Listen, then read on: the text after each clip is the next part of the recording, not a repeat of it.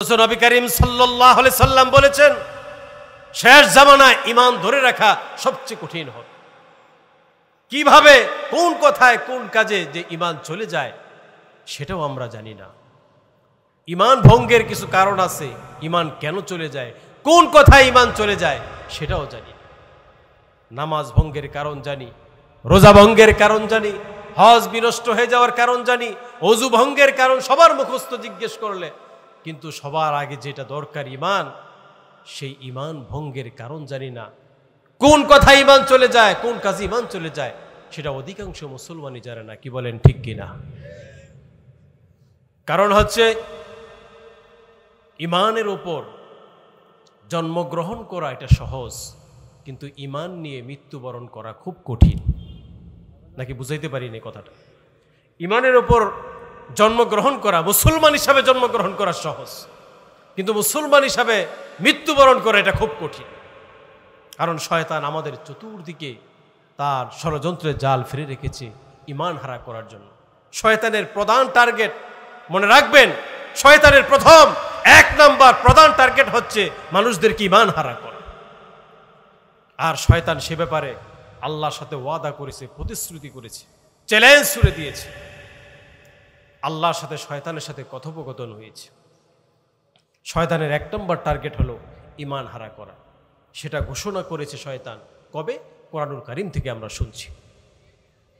আল্লাহ রাব্বুল আলামিন শয়তানকে বলল, সব ফেরেশতাদেরকে যেদিন বলল, ওয়া ইয কুলনা লিল মালাইকাতি ইসজুদু লি আদম ফাসাজাদু ইল্লা ইবলিস।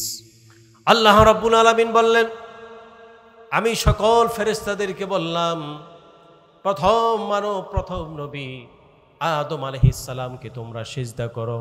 উসজুদু লি আদম, আদম আলাইহিস সালামকে সিজদা করো। ফাসাজাদু ইল্লা ইবলিস, সবাই সিজদা করলো, একজন সিজদা করে নাই, তার নাম কি? আরো জোরে। ইবলিস যখন সিজদা করলো না, আল্লাহ রাব্বুল আলামিন এবার ইবলিসকে জিজ্ঞেস করে, ক্বালা মা মানাআকা আল্লা তাসজুদা ইয আমারতুক। আল্লাহ রাব্বুল আলামিন বলেন, কোন জিনিস তোমাকে নিষেধ করলো, কে তোমাকে বারণ করলো? আমি তোমাকে সিজদা করতে বললাম, তুমি কেন সিজদা করলে না? শয়তান এবার তার পক্ষ থেকে যুক্তি দাঁড় করায়। শয়তান বলে, ক্বালা আনা খায়রুম মিন খালাকতানি মিন নারিন ওয়া খালাকতাহু মিন তিন। শয়তান বলে, আমি আদম থেকে উত্তম। আমি আদম থেকে কি? নাউজুবিল্লাহ বলবেন না? যুক্তি দাঁড় করাচ্ছে, আনা খায়রুম মিন, আমি আদম থেকে উত্তম। আল্লাহ বলেন, তোর যুক্তি কই? কিভাবে তুই উত্তম হলি? খালাকতানি মিন নার ওয়া খালাকতাহু মিন তিন, বলে আমাকে আগুন থেকে সৃষ্টি করেছো আর আদমকে মাটি থেকে সৃষ্টি করেছো, সুতরাং আমিই উত্তম। কন্যা নাউজুবিল্লাহ। আল্লাহ রাব্বুল আলামিন বলেন, ক্বালা ফাহবিতু মিনহা ফাইন্নাকা রাজীম। শয়তান, এখান থেকে বের হয়ে যা, তুই অভিশপ্ত, তুই অভিশপ্ত হয়ে গেছো, এখান থেকে বের হয়ে যা। আল্লাহ রাব্বুল আলামিন বলেন, ক্বালা ফাখরুজ মিনহা ফামা ইয়াকুনু লাকা আন তাতাকাব্বারা ফিহা ফাখরুজ ইন্নাকা মিনাস সাগিরিন। এখান থেকে বের হয়ে যা, অহংকার করার কোনো অধিকার তোর নাই। ইন্নাকা মিনাস সাগিরিন, তুই নীচ, তুই ছোট, অভিশপ্ত, এখান থেকে বের হয়ে যা। শয়তান এবার বলছে, রব্বি, ও আমার রব। শয়তান আল্লাহর কাছে দোয়া করে। এবার শয়তান আল্লাহর কাছে দোয়া করতেছে, কি বলে? রব্বি, হে আমার রব। শয়তান আল্লাহর কাছে চায়।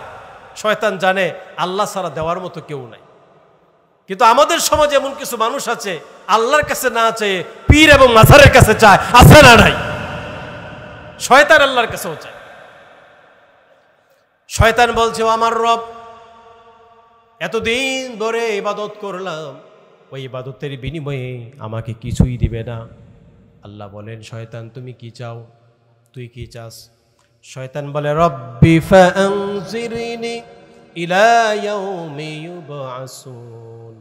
শয়তান বলছে, আমাকে কিয়ামত পর্যন্ত হায়াত দিতে হবে, যদি কিয়ামত পর্যন্ত হায়াত না দাও তাহলে আমি শয়তানি কিভাবে করব? আমার শয়তানি করার জন্য আমি একা পারবো না, আমার সাথে আমার সন্তান দিতে হবে, আমার সাহায্যকারী সহযোগী দিতে হবে।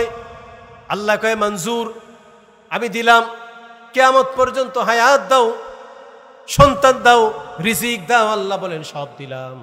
এবার শয়তান আল্লাহর সাথে চ্যালেঞ্জ করে বলে, সুম্মা লাআতিয়ান্নাহুম মিন বাইনি আইদিহিম ওয়া মিন খালফিহিম ওয়া আন আইমানিহিম ওয়া আন শামাইলিহিম ওয়া লা তাজিদু আকসারাহুম শাকিরিন। শয়তান বলে, এবার আমি আদমের সন্তানদের ডান থেকে বাম থেকে, সামনে থেকে পিছন দিক থেকে, চতুর্দিক থেকে তাকে তার বিরুদ্ধে ষড়যন্ত্র করে তাকে আমি ঈমান হারা করে দিব। তার সামনে ডানে বামে পিছনে চতুর্দিক থেকে তাকে প্ররোচিত করব। ওয়ালা তাজিদু আকসারহুম শাকিরিন, তাদের অধিকাংশকেই তুমি ঈমান হারা পাবে। বলেন নাউজুবিল্লাহ। তো ঈমান নিয়ে কবরে যাওয়া কঠিন, কারণ শয়তান সেদিন চ্যালেঞ্জ করেছেন যে আদমের চতুর্দিক থেকে আমি শয়তানি করব, ষড়যন্ত্রের জাল বিছিয়ে রাখবো, বিভিন্ন রূপে আমি আসবো তার সামনে। তাকে আমার টার্গেট হলো কিভাবে তাকে ঈমান হারা করা যায়।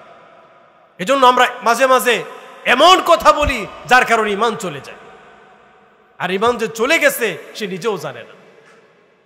ভোটার আইডি কার্ডে তার নাম মুসলমান হতে পারে, মুসলমান সমাজে বসবাস করতে পারে, কিন্তু সে নিজেও জানে না সে ঈমান হারা হয়ে বেঈমান হয়ে মৃত্যুবরণ করছে। এমন কিছু লোক আমাদের সমাজে আছে না নাই?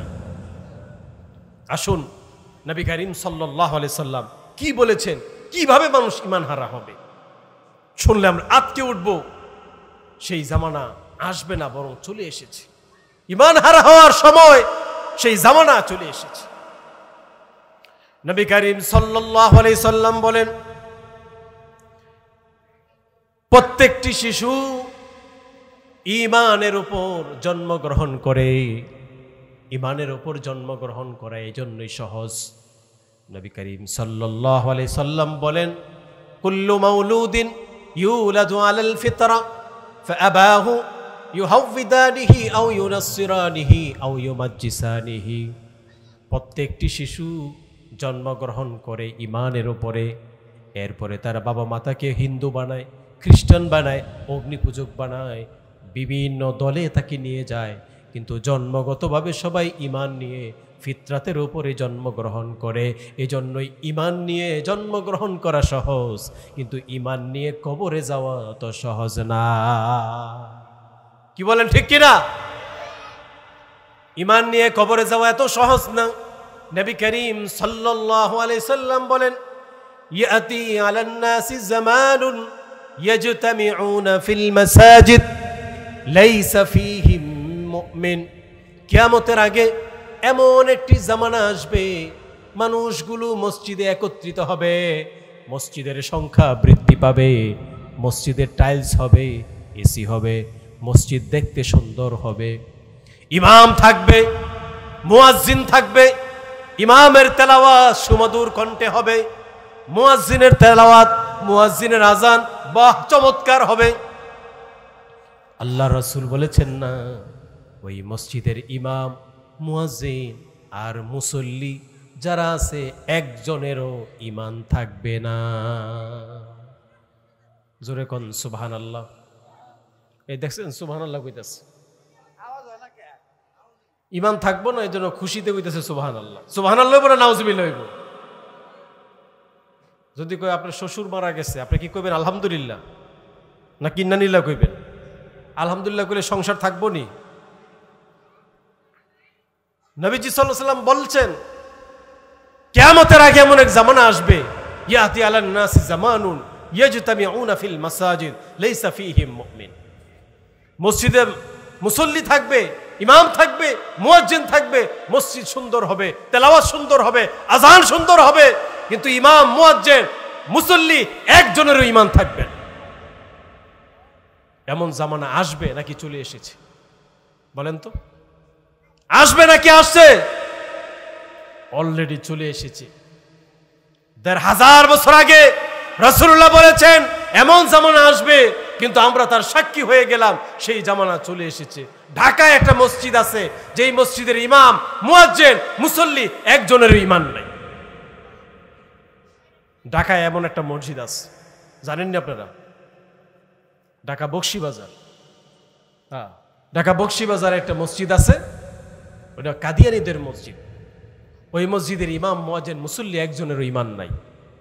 কাদিয়ানীরা কাফের না মুসলমান? বলেন।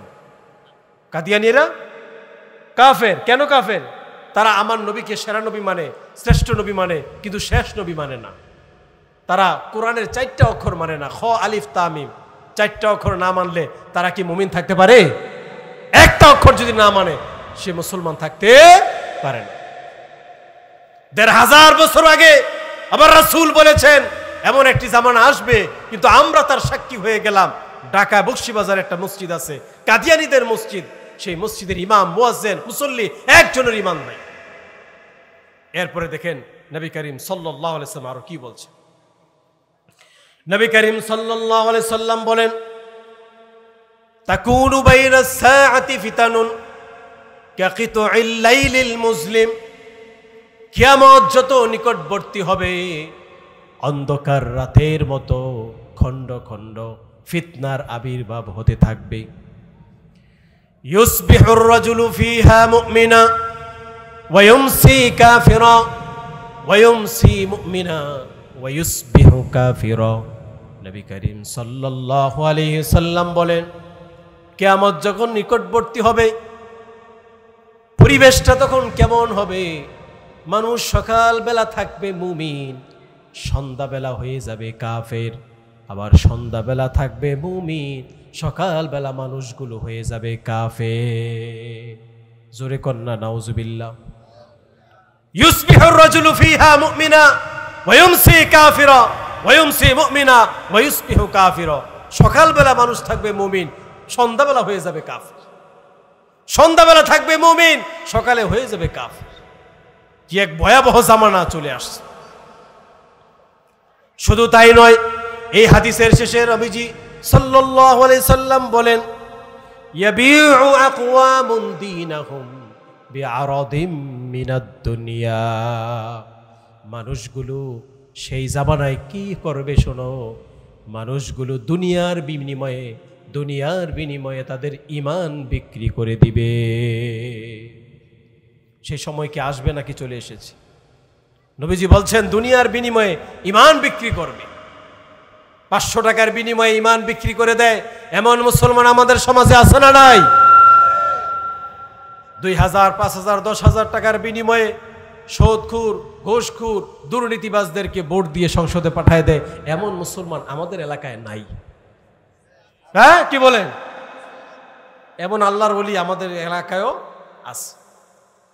সেই কথা রাসূল সাল্লাল্লাহু আলাইহি ওয়াসাল্লাম ১৫০০ বছর আগে বলেছেন, এমন একটি জামানা আসবে মানুষ দুনিয়ার বিনিময়ে তার ঈমান বিক্রি করে দিবে। কারণ ঈমানের মূল্য তাদের কাছে নাই। ঈমান যে কি জিনিস তারা তা বুঝবে না। 500 টাকার বিনিময়ে ঈমান বিক্রি করে দিচ্ছে। শুধু তাই নয়, নবী করিম সাল্লাল্লাহু আলাইহি সাল্লাম বলেন, ইয়াতি আলান নাসি জামানুন, কিয়ামতের আগে এমন একটি জামানা আসবে, আস-সাবিরু মিনহুম আলা দীনিহি কাল কাবিদি আলাল জামার। হাতের উপরে জ্বলন্ত কয়লা রাখা যতটা কষ্ট, তার চেয়ে বেশি কষ্ট হবে ঈমান ধরে রাখা। চতুর্দিক থেকে শয়তান তার এত জাল বিস্তীর্ণ করবে, মানুষগুলো ঈমান ধরে রাখা খুবই কঠিন হবে। বিভিন্ন নামে বেনামে, বিভিন্ন ব্যানারে শয়তানের ষড়যন্ত্র শুরু হবে। ঈমান ধরে রাখা মানুষের জন্য কষ্ট হয়ে যাবে। এজন্য ঈমান নিয়ে যদি কবরে যেতে চাই, ঈমান সম্পর্কে বেশি আলোচনা দরকার আছে না?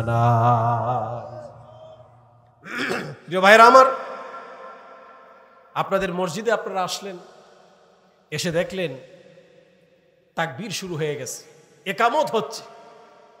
এখন অজু করতে গেছেন, অর্ধেক অজু হয়েছে।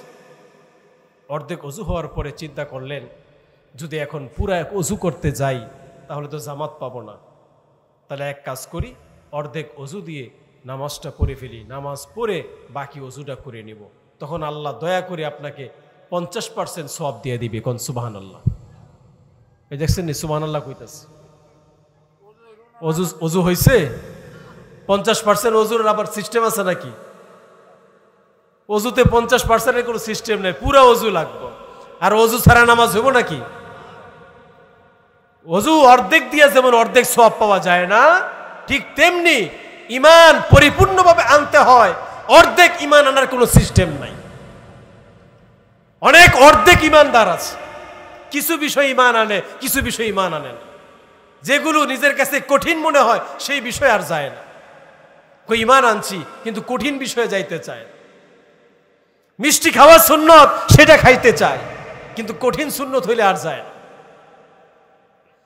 আর সে ঈমান এনে মনে করতেছে আমি আল্লাহর বড় উপকার করে ফেলছি। অনেক মুসলমানদের অবস্থাটা ভাব এমন, মনে হয় যেমন ঈমান এনে এসে আল্লাহর অনেক উপকার করে ফেলাইছে। আছে না এমন ভাব? আছে না এমন ভাব ধরে মনে হয় যেমন আল্লাহর অনেক উপকার করে ফেলাইছে ঈমান আয় না। দেখুন আল্লাহ তাআলা কি বলছে, আংশিক ঈমান আনার কোনো সুযোগ নাই।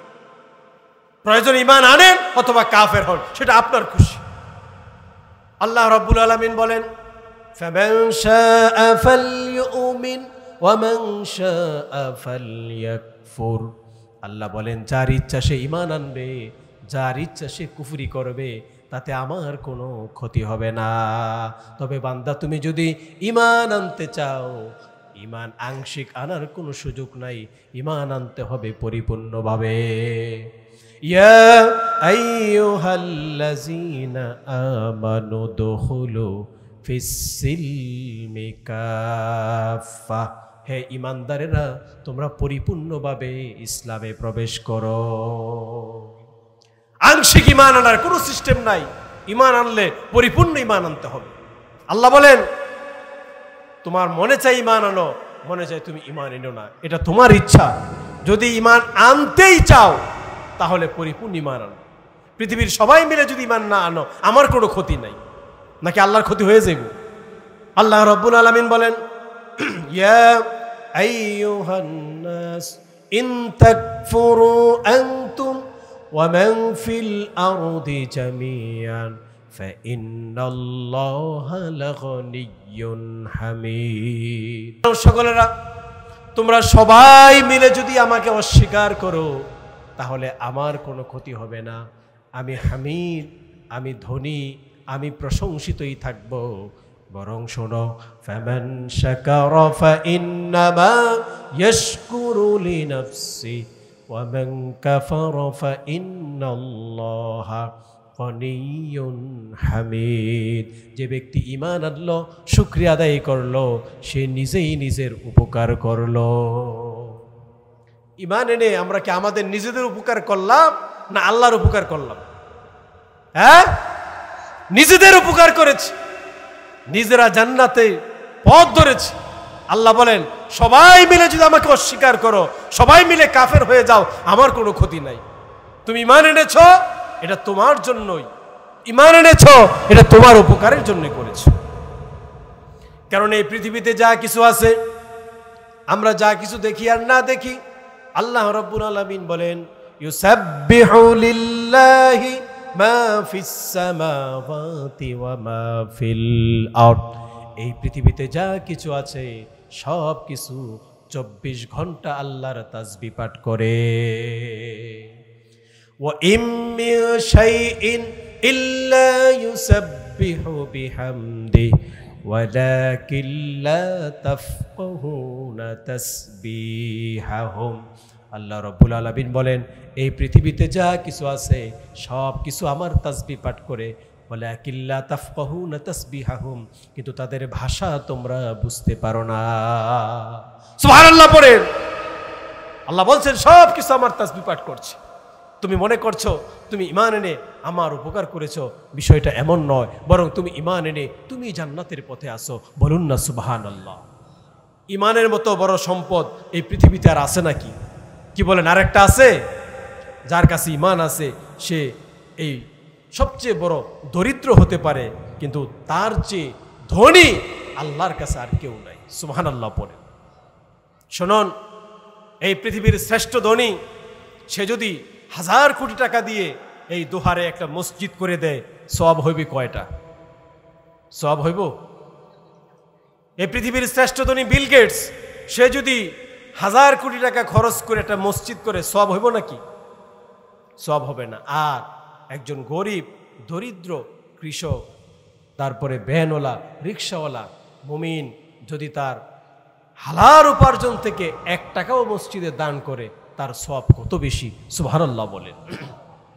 নবীজি সাল্লাল্লাহু আলাইহি সাল্লাম বলেন, মান তাসাদ্দাকা বিআদলি তামারাতিন মিন কাসাবিন তাইয়িবিন ফা ইন্নাল্লাহা লা ইয়াকবালু ইল্লা তাইয়িবান ইন্নাল্লাহা ইয়াতাকাব্বালুহু বিয়ামিনি। হালাল উপার্জন থেকে একজন ইমানদার যদি আল্লাহর রাস্তায় একটা খেজুর দান করে অথবা এক টাকা দান করে, ঈমান থাকার কারণে ওই দানের টাকাটা, ওই দানের খেজুরটা ফকিরের থালায় পড়ার আগে, ফকিরের হাতে পড়ার আগে আল্লাহ বলেন আমি নিজে ডান হাত দিয়ে গ্রহণ করি। তার দানের টাকাটা আমি গ্রহণ করে আমার কাছে রেখে দেই না, এই দানের টাকাটা আমি আমার ফেরেশতাদের হাতে দেই আর বলি, ও আমার ফেরেশতারা, আমার বান্দা টাকা পয়সা নাই, গরিব, কিন্তু তার হালাল উপার্জন থেকে 1 টাকা দান করেছে, তোমাদের কাছে আমি আমানত রাখলাম, এটাকে তোমরা মানুষ যেন ঘোড়ার বাচ্চাগুলো, উটের বাচ্চাগুলো লালন পালন করে বড় করে, তোমরা তার সওয়াবটাকে লালন পালন করে বড় করো। হাসরের ময়দানে ফেরেশতারা বলবে, উহুদ পাহাড় পরিমাণ সওয়াব দেখিয়ে বলবে, এই হলো তোমার দানের সওয়াব।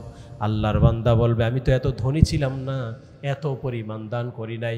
ফেরেশতারা বলবে, তুমি 1 টাকা একটা খেজুর দান করেছিলে, আমরা সেটাকে লালন পালন করে আজকে হাসরের ময়দানে উহুদ পাহাড় পরিমাণ করে দিয়েছি। ওই পৃথিবীর শ্রেষ্ঠ ধনী বিল গেটস 1000 কোটি টাকা দান করলো, একটা সওয়াব হয় নাই, কিন্তু গরিব দরিদ্র মানুষ 1 টাকা দান করলো, উহুদ পাহাড় পরিমাণ হয়ে গেল। এটা কিসের কারণে? ঈমান থাকার কারণে। কারণ ঈমান ছাড়া আমলের কোনো দাম নাই। এবার শুনেন, একটা হাদিস শোনাই, সহিহ মুসলিম থেকে।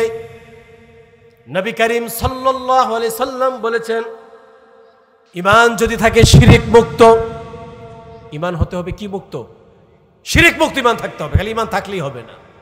কারণ আল্লাহ বলেছেন, ওমা ইউমিনু আকসারুহুম বিল্লাহ ইল্লা ওয়া হুম মুশরিকুন, তোমরা অধিকাংশ মানুষ ঈমান আনার পাশাপাশি আবার শিরক করো। শিরক তো আমাদের এলাকায় নাই, কি বলেন? আছে, এলাকা আছে। আল্লাহ বলছেন অধিকাংশ মানুষ তোমরা শিরক করো। নবীজি সাল্লাল্লাহু আলাইহি সাল্লাম বলেন, ঈমান যদি হয় শিরক মুক্ত, যদি ঈমানের মধ্যে কোনো শিরক না থাকে, কুফর না থাকে, সামান্য ঈমান যদি নিয়ে মৃত্যুবরণ করতে পারে, আল্লাহর ওই বান্দা একদিন না একদিন জান্নাতে যাবে। হাদিসটা মনোযোগ সহকারে শুনেন। মনোযোগ আছে না নাই আপনাকে? মনোযোগ সহকারে হাদিস শুনেন। নবী করিম সাল্লাল্লাহু আলাইহি সাল্লাম বলেন, ইন্নী লাআরিফু মান ইয়াদখুলুল জান্নাতা আখিরা ওয়া ইন্নী লাআরিফু মান ইয়াখরুজু মিনান নারি আখিরা। সবার পরে যে ব্যক্তি জান্নাতে যাবে, সবার পরে যে ব্যক্তি জাহান্নাম থেকে বের হবে, নবীজি বলেন আমি সেই লোকটাকে চিনি, তার সম্পর্কে জানি। একদিন আল্লাহ রাব্বুল আলামিন চাইবেন আজকে চিরস্থায়ীভাবে জাহান্নামকে আজকে বন্ধ করে দিবে, খুলুদ লিখে দিবে, আজকের পরে জাহান্নাম থেকে আর কেউ বের হতে পারবে না। আবার আজকে জান্নাতকে চিরস্থায়ীভাবে বন্ধ করে দিবে, আজকের পর থেকে জান্নাতে কেউ প্রবেশ করতে পারবে না। এজন্য আল্লাহ তাআলা ঘোষণা দিবেন, আখরিজু মিনান নার মান কানা ফি কলবিহি মিসকালু হাববাতিন মিনাল ঈমান ও আমার ফেরেশতারা জাহান্নামে যাও, জাহান্নামে সরিষা পরিমাণ ঈমান আছে এমন ঈমানদারদেরকে ধরে ধরে জাহান্নাম থেকে আজকে বের করে দাও, কারণ আজকে জাহান্নাম চিরস্থায়ীভাবে বন্ধ করে দিব, এরপরে জাহান্নাম থেকে কেউ বের হতে পারবে না। ফেরেশতারা জাহান্নামে প্রবেশ করবে, যাদের অন্তরে সরিষা পরিমাণ ঈমান আছে তাদেরকে বলবে যাও তোমাদের জামিন হয়ে গেছে। সুবহানাল্লাহ পড়বেন না? সবাইকে যখন বের করে দিবে আল্লাহ এবার জিজ্ঞেস করবে, ও ফেরেশতারা জাহান্নামে আমার কোনো ইমানদার বান্দা এখনো বাকি আছে নাকি? ফেরেশতারা বলবে না, সব ইমানদারদেরকে জাহান্নাম থেকে বের করে দিয়েছি, জাহান্নামে আর কোনো ইমানদার নাই। আল্লাহ বলে তোমাদের তত্ত্ব সঠিক না, এখনো একজন বান্দা আছে, এখনো একজন আমার ইমানদার বান্দা আছে, আগুনে জ্বলে পুরে অঙ্গার হয়ে গেছে, পরে পরে সে আমার তাসবিহ পাঠ করতেছে জাহান্নামে পুরে, তারপরও আমার জিকির করে সুবহুন কুদ্দুসুন রব্বুনা ওয়া রব্বুল মালাইকাতি ওয়ার রূহ। সুবহানাল্লাহ পড়ে। জাহান্নামের প্রধান ফেরেশতার নাম হচ্ছে মালিক। মালিককে ডেকে বলবে, মালিক জাহান্নামের ভিতরে প্রবেশ করো, জাহান্নাম আজকে আমি চিরস্থায়ীভাবে বন্ধ করে দিব, জাহান্নামের ভিতরে আমার একজন ইমানদার বান্দা এখনো বাকি আছে। মালিক লোকটাকে দেখবে না, কিন্তু সে যে জিকির করে তাসবিহ পাঠ করছে সেই আওয়াজটাকে অনুসরণ করে তার কাছে যাবে, গিয়ে বলবে আল্লাহর বান্দা উঠো, জাহান্নাম থেকে তোমার মুক্তি হয়ে গেছে, জামিন হয়ে গেছে, বের হও জাহান্নাম থেকে। জাহান্নাম থেকে বের হয়ে বলবে উদখুলুল জান্নাহ, এবার যাও তুমি জান্নাতে প্রবেশ করো। জান্নাতে গিটে যাওয়ার পরে জান্নাতি ফেরেশতারা দারওয়ানরা বলবে এই পোড়া কালো চেহারা নিয়ে জান্নাতে প্রবেশ করতে পারবে না। জান্নাত ও জাহান্নামের মাঝখানে একটা নদী আছে, যার নাম হলো নাহরুল হায়া। ওই নহরুল হায়াতে গিয়ে ডুব দাও। আল্লাহর বান্দা নহরুল হায়াতে গিয়ে ডুব দিবে, ডুব দেওয়ার সাথে সাথে জান্নাতি যুবকে পরিণত হয়ে যাবে। এবার ফেরেশতারা বলবে উদখুলুল জান্নাহ, যাও জান্নাতে প্রবেশ করো। এবার আল্লাহর বান্দা জান্নাতে প্রবেশ করবে। জান্নাতে প্রবেশ করে তার মনে হবে জান্নাতে তার জন্য কোনো জায়গা খালি নাই, সব জান্নাতীরা দখল করে নিয়েছে। আল্লাহর বান্দা বলবে মালিক তুমি দয়া করে আমাকে জাহান্নাম থেকে মুক্তি দিয়ে জান্নাত দিয়েছ, কিন্তু জান্নাতে আমার জন্য কোনো রুম, কোনো ফ্ল্যাট খালি নাই, সব তোমার বান্দারা নিয়ে নিছে। আল্লাহ রব্বুল আলামিন কুদরতি হাসি হেসে বলবেন বান্দা কতটুকু জায়গা হলে তোমার জন্য যথেষ্ট হবে? সুবহানাল্লাহ, আস্তে কোন। আল্লাহর বান্দা বলবে জাহান্নাম থেকে দয়া করে আমাকে তুমি জান্নাত দিয়েছ, এটাই আমার জন্য অনেক বড় করুণা, আমি যেন দাঁড়ায়া থাকতে পারি, সামান্য একটু জায়গা হলে আমার জন্য যথেষ্ট। আল্লাহ রব্বুল আলামিন বলবে না রে বান্দা, তুমি সর্বশেষ জান্নাতি, তোমার পরে আর কেউ জান্নাতে আসবে না। ফাইন্না লাকা মিসলাদ দুনিয়া ওয়া আশরা আমসালিহা, ওই দুনিয়ার 10 দুনিয়া সমা একটা জান্নাতের মালিক আমি তোমাকে বানায়া দিলাম। এজন্যে ঈমান যদি থাকে শিরক মুক্ত, যদি সামান্য ঈমান নিয়ে যেতে পারি, আমল যদি কমও থাকে, ওই আল্লাহর বান্দা একদিন না একদিন জান্নাতে যাবেই যাবে। সকলে বলুন সুবহানাল্লাহ। কিন্তু কথা হচ্ছে ঈমান নিয়ে আমরা কবরে যেতে পারবো কিনা। চতুর্দিকে শয়তান যেভাবে ষড়যন্ত্রের জাল বিস্তার করে রেখেছে, ঈমান নিয়ে কবরে যাওয়া খুবই কঠিন। আর ঈমান ছাড়া আমলের কোনো দাম নাই। প্রিয় ভাইরা, ঈমান ছাড়া আমলের কোনো দাম নাই। কারণ ঈমান হচ্ছে সংখ্যার মতো, আর আমল হচ্ছে শূন্যের মতো। আমি যদি এই কাগজটার মধ্যে কয়েক হাজার শূন্য লেখি, ওই শূন্যের কোনো দাম থাকবে? ওটার কোনো মান আছে? যদি এই শূন্যের আগে আমি একটা সংখ্যা বসাইতে পারি, 1 বসাইতে পারি, ধরুন ঈমানটা হলো 1, যদি 1 বসাইতে পারি তাহলে ওই সংখ্যাটার দাম হলো। যদি 1 না বসাই, শুধু শূন্য বসাই, ওটার কোনো দাম নাই। ঈমান ছাড়া কোনো দাম নাই, আমল করলে কোনো লাভ হবে না। আর যদি ঈমান থাকে, একদিন না একদিন আল্লাহর বান্দা জান্নাতে যাবে। নবী করিম সাল্লাল্লাহু আলাইহি ওয়াসাল্লাম বলেন, আল্লাহর নবী সাল্লাল্লাহু আলাইহি সাল্লাম জিহাদের ময়দানে যাবেন, জিহাদে যাওয়ার জন্য প্রস্তুতি গ্রহণ করেছে। একজন বেদুইন এসে জিহাদের পোশাক পরে নবীজি সাল্লাল্লাহু আলাইহি ওয়াসাল্লামের সামনে এসে বলছেন, উকাতিলু আও উসলিমু, হে আল্লাহর রাসূল, আমি এসেছি ঈমান আনার জন্য, কিন্তু আমি দেখতে পাচ্ছি আপনি জিহাদের জন্য প্রস্তুত হয়েছেন। তবে বলেন, আমি কি আগে ঈমান আনবো নাকি আগে জিহাদে অংশগ্রহণ করব? নবীজি বললেন, না, তুমি যদি ঈমান না এনে জিহাদে অংশগ্রহণ করো, ঈমান ছাড়া আমলের কোনো দাম নাই। আসলিম সুম্মা কাতিল, তুমি আগে ইসলাম গ্রহণ করো, তারপরে ঈমান আনো। ফাসলামা সুম্মা কাতালা, লোকটি আগে ইসলাম গ্রহণ করলো, তারপরে সে জিহাদে অংশগ্রহণ করে ফাকুতিলা, সে শহীদ হয়ে গেল। নবী করিম সাল্লাল্লাহু আলাইহি সাল্লাম শহীদদের লাশগুলো দেখছে, তার মধ্যে ওই ব্যক্তির লাশ আছে যে কিছুক্ষণ আগে ঈমান এনে জিহাদে অংশগ্রহণ করে শহীদ হলো। নবীজি বলছেন, আমিলা কালিলাও ওয়া উজিরা কাসীরা, এই লোকটি আমল করেছে কম কিন্তু প্রতিদান পেয়েছে বেশি।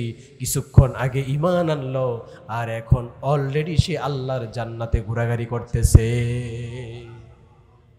এজন্য ঈমান ছাড়া আমলের কোনো দাম নাই, ঈমান আনতে হবে সঠিকভাবে।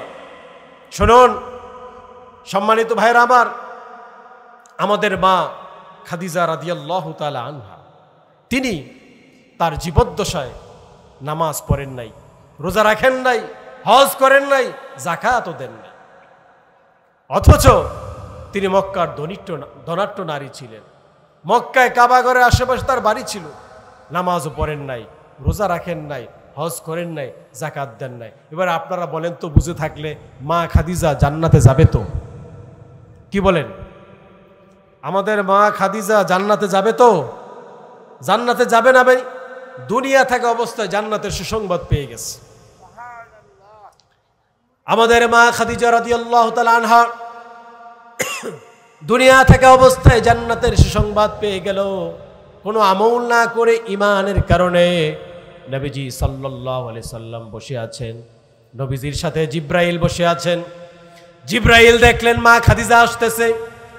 জিব্রাইল বললেন, হাজিহি খাদিজা কদ আতাত, ইনি হলেন খাদিজা রাদিয়াল্লাহু তাআলা আনহা, ও আল্লাহর রাসূল, ইনি খাদিজা, তিনি আসতেছেন। ফাইজা হিয়া আতাতকা ফাকরা আলাইহা আসসালাম মিন রাব্বিহা ওয়া মিন্নি, মা খাদিজা যখন আপনার কাছে আসবে তখন আপনি বলবেন আল্লাহ তাআলা নিজে তাকে সালাম জানাইছে, এবং আল্লাহর সালাম জানানোর পরে বলে দিয়েন আমি জিব্রাইল ও মা খাদিজাকে সালাম দিয়েছি। ওয়াবাশশিরহা বিবাইতিন ফিল জান্নাহ, সালাম দেওয়ার পরে জান্নাতের সুসংবাদ দিয়ে দিবেন। আল্লাহ রাব্বুল আলামিন দুনিয়া থেকে অবস্থায় মা খাদিজাকে সালাম দিয়ে জান্নাতের সুসংবাদ দিয়ে দিছে। দুনিয়া থেকে অবস্থায় জান্নাতের সুসংবাদ পেয়ে গেল। নামাজ রোজা হজ যাকাত কিছুই করার সুযোগ পায় নাই, করে নাই। কেন করে নাই? কারণ তখন নামাজ রোজা হজ যাকাত কোনোটাই ফরজ হয় নাই, শুধুমাত্র ঈমানের কারণে দুনিয়া থাকা অবস্থায় মা খাদিজা জান্নাতের সুসংবাদ পেয়ে গেল। বলেন সুবহানাল্লাহ। প্রিয় ভাইয়েরা আমার, এজন্যে ঈমানের দাম অনেক বেশি, একজন মুমিনের দাম আল্লাহর কাছে অনেক বেশি। সব আমল করার আগে ঈমান সম্পর্কে আমাদের জ্ঞান অর্জন করতে হবে। আজকে ঈমান সম্পর্কে জ্ঞান নাই, তাওহীদ সম্পর্কে জ্ঞান নাই, শিরক সম্পর্কে জ্ঞান নাই, যার কারণে আমাদের ঈমান চলে যাচ্ছে, কিন্তু টেরই পাচ্ছি না কিভাবে ঈমান চলে গেছে। যদি জিজ্ঞেস করা হয়, অনেক মানুষ বিস্ময়ের সাথে বলে, ঈমান আবার ভাঙে নাকি? ঈমান আবার চলে যায় নাকি? কুফরি করলে ঈমান চলে যায়, শিরক করলে ঈমান চলে যায়, আকীদা নষ্ট হয়ে ঈমান চলে যায়, এমন কিছু কথা আছে যার কারণে ঈমান চলে যায়, কিন্তু জানি না আমরা কিভাবে ঈমান চলে গেল। এজন্য আসুন, যদি আমরা ঈমান নিয়ে কবরে যেতে চাই, বেশি বেশি করে ঈমানে আলোচনা করি, আমরা যেন ঈমান নিয়ে কবরে যেতে পারি। আল্লাহ তৌফিক দান করুক। সকলে বলুন আমিন। সংক্ষিপ্ত যে আলোচনা করলাম, এই আলোচনা বক্তা শ্রোতা উভয় যেন আমল করতে পারি, উপকৃত হতে পারি। আল্লাহ তৌফিক দান করুক। বলুন আমিন। আসসালামু আলাইকুম ওয়া রাহমাতুল্লাহি ওয়া বারাকাতুহু।